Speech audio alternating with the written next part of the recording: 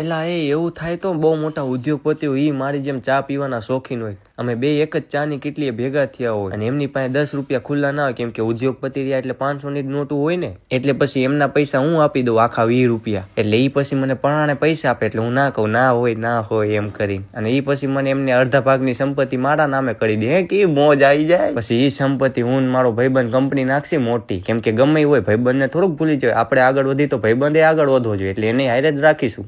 પછી હું મારો ભાઈબંધ ઉદ્યોગપતિ બની જાય ને એટલે પછી ઓલા ચા વાળા ને તે નવી દુકાન કરી દેશે, કેમ કે એને થોડીક ભૂલી જવાય ત્યાંથી તો આપણું ચાલુ થયું હતું. પણ 1 મિનિટ, 10 રૂપિયાની ચામાં મારા નામે સંપત્તિ કોણ કરે? હું તો એવો દેખાવડો નથી. અને રહી વાત મારે ને મારા ભાઈબંધ ને કંપની નાખવાની, અમે બે હારે હોય તો એ કામ કોઈ દી હરખું થયું જ નથી, તો કંપની ક્યાંથી આગળ આવવાની? હું મારો મિત્ર ક્યાંક દુકાને પડીકું લેવા જોઈએ તો 5 રૂપિયાનું પડીકું કોઈ બાકીમાં નથી આપતું. કંપનીની તો વાત આઘી રહી ને, ખાલી ખોટા વિચાર કરીને 2 વગાડી દીધા. આમાં જ આગળ નહીં આવી આપણે.